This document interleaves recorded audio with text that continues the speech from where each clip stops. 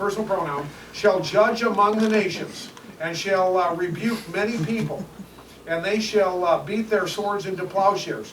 No more war. Remember when we read the verse, they beat their plowshares into swords. They're going to fight during the tribulation period. Now it gets reversed. Hang on, let me finish the verse. And their swords into pruning hooks. Nation shall not lift up sword against nation. No, neither shall they learn war anymore. Okay, so the judging the nations in the beginning of verse 4 relates back to the Matthew 25:31-46. God is judging them. Jesus Christ judged them. Okay, Martha, go ahead. Okay, so it says here, they will go there to learn about the law and about...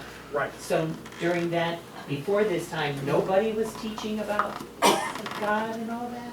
What do you mean? These people didn't know. They're going there to learn. They don't know because, number one, the ones that are alive now that happen to be part of the quarter that make it through the tribulation period, they will have some understanding of Christianity. Okay. Now they did not make a decision one way or the other. That's part of why they made it through.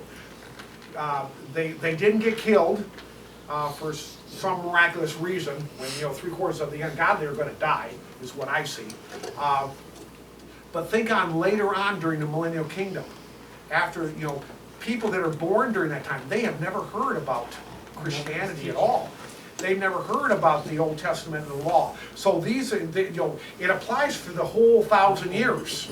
So is people really going to be people? The main focus will be people who are born during that time period, who have never heard about Christianity. They will go directly to Jesus, and He will teach them their ways. Now, whether now being taught their ways and then following them and accepting Jesus as their God may be two different things also.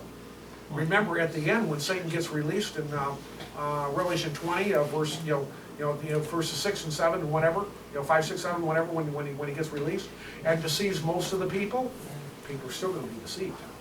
See, they will learn righteousness for the entire 1,000-year millennial kingdom, and then they have their temptation at the end.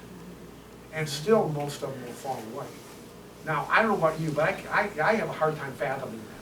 How do you see God incarnate, ruling and reigning righteously, knowing everything about each person, and He can tell them every one of their sins and when they did it, okay, and they still walk away from them, okay? Of course they're saying, well, I don't like you because you know too much about me. That may be the biggest logic to understanding what's going on. Now here's Isaiah 4, 1-6. A real temptation. Pastor Dave, I want to put Psalm 2 in. Yeah, it is. Yeah. Oh, Psalms 2? I don't have Psalms 2 in there? I don't know if I do or not. I just wrote it in, Mike, because I didn't see Oh, it. you mean in this area? Yeah. Okay. Well, that's why the heathen rage, right? Yeah. Okay. It's time for the class dad. We'll have to do that one next week. And you can read why it's real tempting for us single guys to be here. At that time.